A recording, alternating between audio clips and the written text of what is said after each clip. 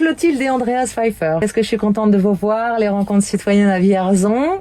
Vous êtes là, alors est-ce que vous pouvez vous présenter succinctement, dire si vous représentez un collectif, etc. et d'où vous venez? Bonjour Diane, je suis ravie d'être ici. Donc je suis Clotilde Pfeiffer, je viens d'Épinal, je représente l'UFLF 88, une association qu'on a créée au moment de la suspension des soignants. Donc on a fait une marche, on a organisé une marche pour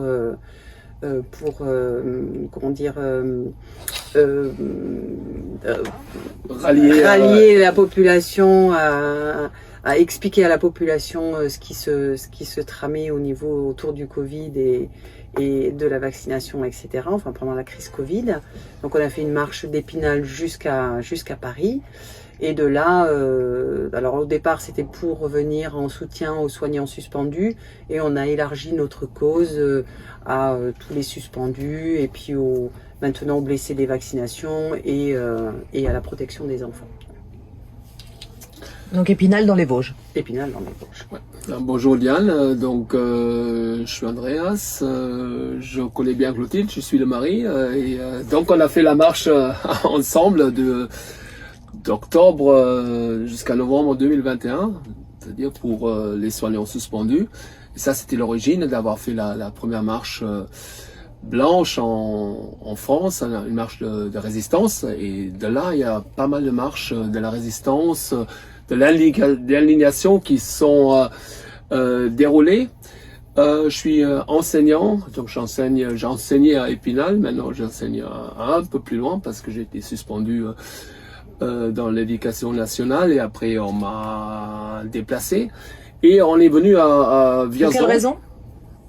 Le déplacement, ça serait très long d'expliquer, mais j'ai utilisé ma liberté d'expression, j'ai essayé de déclencher un débat, une discussion de l'éducation nationale sur les mesures sanitaires criminelles, donc ce que l'éducation nationale ne voulait pas, et finalement on m'a mis dehors, comme les soignants, on m'a sanctionné parce que il faut clairement se taire, c'est-à-dire il n'y a plus de liberté dans l'éducation nationale et cette institution défend la doxa, ce qui est grave, ce qui est criminel pour les mesures sanitaires. Parfait, merci. Alors, vous êtes des incontournables de la résistance, puisque où qu'on aille, on vous voit toujours, à la marche de l'indignation, à Paris, partout, à Rouen. Vous êtes des infatigables, en fait. Qu'est-ce qui vous a amené personnellement, mais alors bon, après dans votre couple aussi, puisque vous êtes toujours tous les deux, mais à vous engager pour ça? Qu'est-ce qui fait que vous vous engagez, contrairement à des tas de gens qui parlent, mais qui, voilà. Parce que là, vous êtes dans un engagement à 200%, en fait, je peux dire. Alors, on est dans un engagement à 200%, oui, c'est vrai, mais en fait, c'est surtout ce qui nous a, en tous les cas, bon pour moi, c'est l'injustice, le manque de vérité, et c'est l'envie de redonner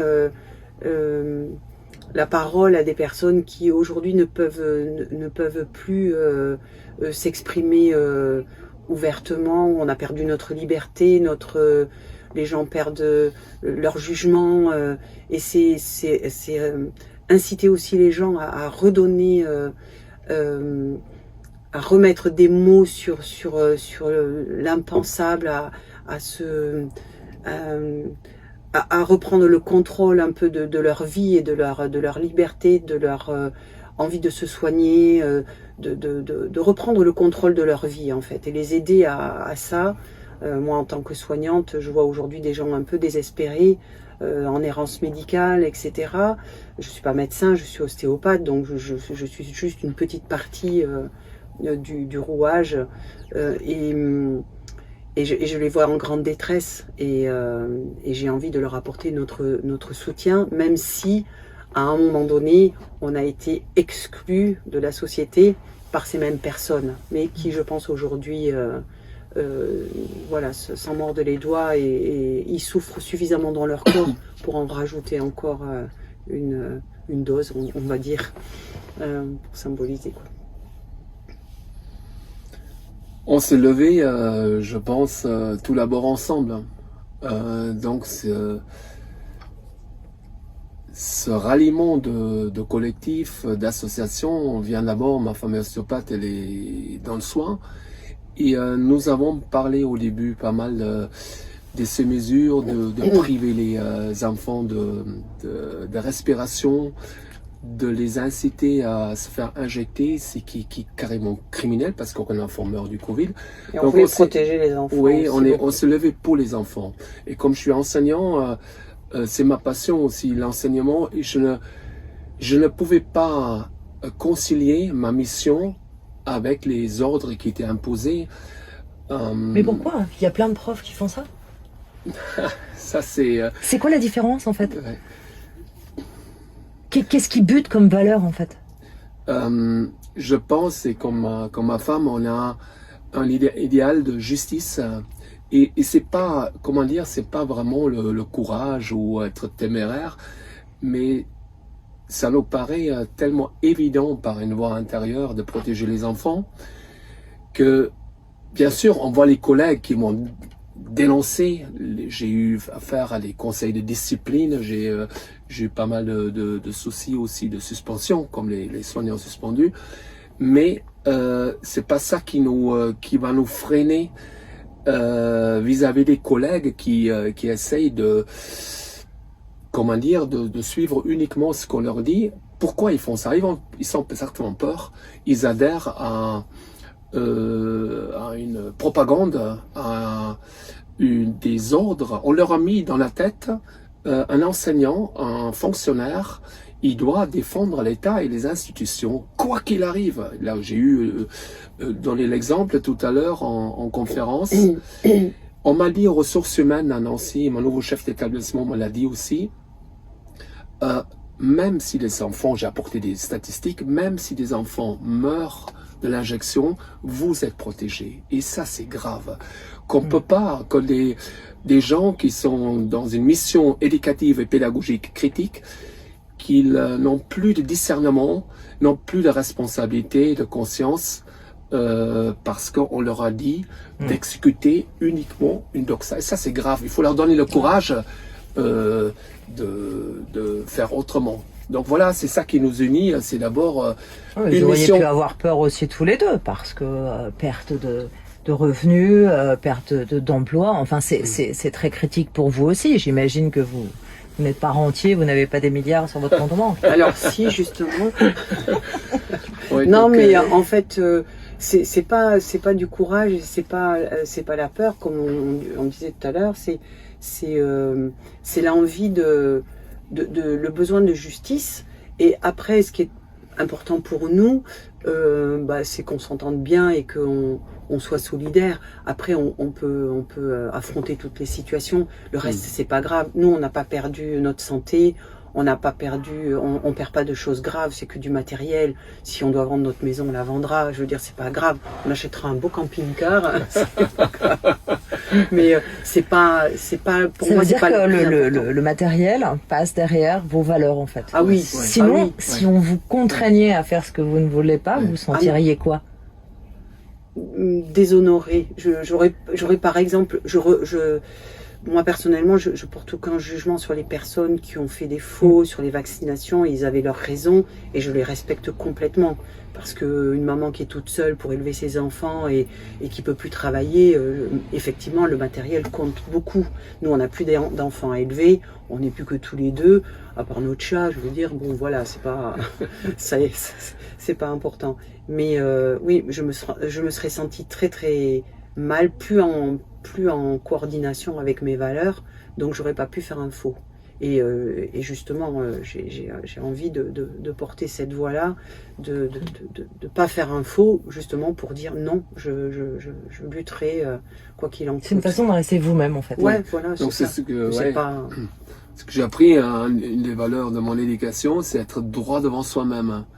Donc après, est-ce qu'on est toujours droit devant soi-même? Mais au moins on essaye. Et je suis tellement content et tellement heureux de participer à cette rencontre ici à Vierzon, de parler au nom de l'Union fait la force 88 et de rencontrer les victimes et aussi l'association internationale. Donc il y a des Italiens qui sont là, il y a des Irlandais, il y a des Autrichiens, il y a plusieurs Allemands qui ont fait une vidéo pour la rencontre aujourd'hui. Donc ça veut dire on travaille avec des associations, avec des êtres humains qui sont levés contre les mesures sanitaires pour protéger leurs amis, leurs familles, les citoyens. Et avec ces associations, avec ces contacts, on avance aussi. Actuellement, on aide certaines victimes à faire des prises de sang dans les laboratoires en Allemagne pour établir le lien de cause à effet avec l'injection, parce que ces labos sont à la pointe de la recherche. On a aussi un contact grâce à ces associations, c'est Pflege für Aufklärung et aussi Wissenschaftler, Mediziner für Gesundheit, Freiheit und Demokratie. Donc je sais Diane parle bien l'allemand, donc ce sont des médecins, des scientifiques qui œuvrent pour la santé, la démocratie et la liberté. Et l'association avec qui on a commencé, c'est les soignants qui sont levés pour la reconnaissance de toutes ces mesures criminelles et de traduire les responsables en justice.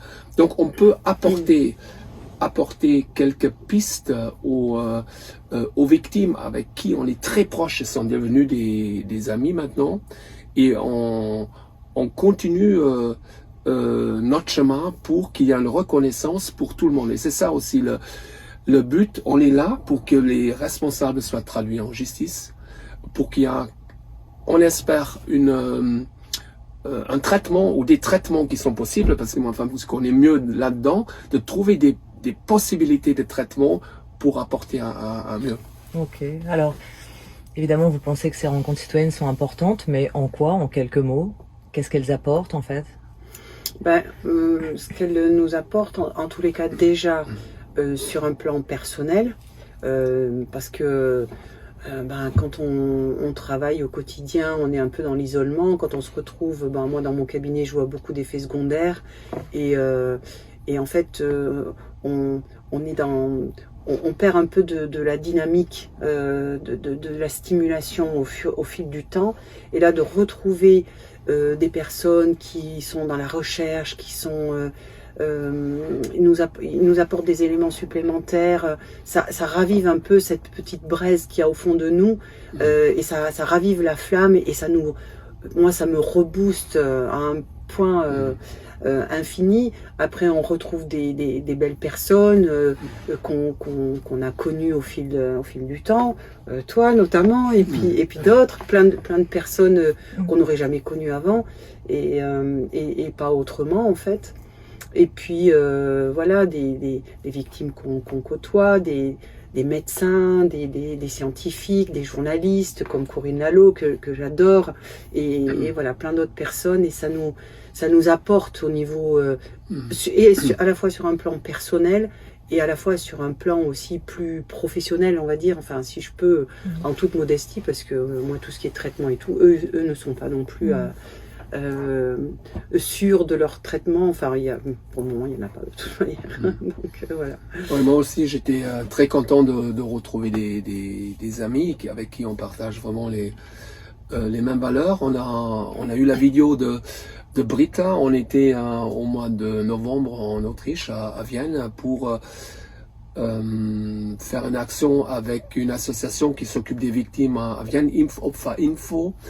Et c'est eux aussi qui sont à l'origine d'un combat assez décisif pour éviter l'obligation vaccinale en Autriche. C'est Martin Rota qui a fait des manifestations énormes, qui a une détermination énorme pour éviter tout ça, et ils ont réussi.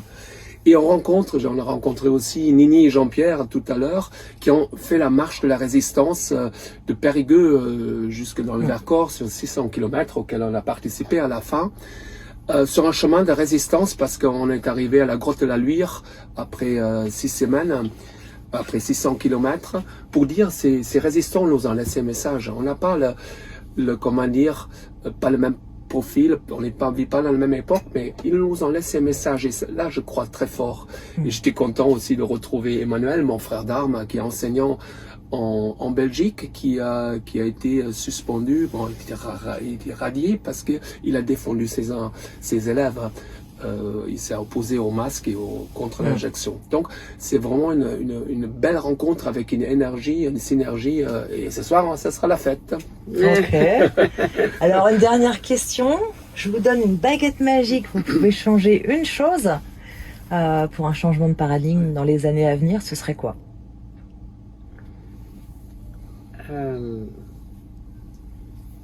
Qui est beaucoup plus d'humanité et de vérité. Voilà. La vérité. Vérité. Ok. Andreas? Ouais, je dirais avec une baguette magique de faire disparaître les effets secondaires, parce que ça, bien sûr. Ça, j'ai vu 2 fois aujourd'hui, ça m'a touché vraiment au plus profond de mes tripes, aussi certainement. Le témoignage d'Alain Maupas, dont la fille Mélanie a la maladie de Charcot, et son bilan de vie, le pronostic vital est engagé, elle peut presque plus rien faire, et les parents s'en occupent avec comment dire, un dévouement extraordinaire. Et si on pouvait trouver quelque chose pour remédier, on sera heureux. Ok. Bah écoutez, merci à tous les deux pour votre engagement sans commune mesure. Et puis en espérant merci à toi, Diane. Voilà, merci Diane. Parce que toi aussi, ton engagement, il est total. Hein. Tu as passé la journée dans cette petite camionnette pour interroger toutes les personnes. Donc, merci à toi. Avec plaisir. Et effectivement, grâce à ton travail et grâce aux médias indépendants, nous sommes visibles. Et toutes les actions qui sont très diverses dans tous les domaines de publication, de communication, de travail sur les remèdes, c'est visible grâce à toi, grâce aux autres. Et ça avance. Il y a beaucoup de signes positifs et on va gagner. Ça, pour nous, c'est sûr. C'est pour ça. Il y aura une victoire de la vérité. La vérité, c'est... Voilà. C'est Sonia de Vérité France. Ouais, j'avais son t-shirt tout à l'heure parce qu'on défend aussi les valeurs de vérité. Vérité, justice. Ouais. Et bien sûr, effet secondaire. Ouais, et Sophia, qui est décédée, elle était élève. Ça reste dans notre cœur et voilà, on continue avec ces gens-là. Merci à tous les deux. Merci.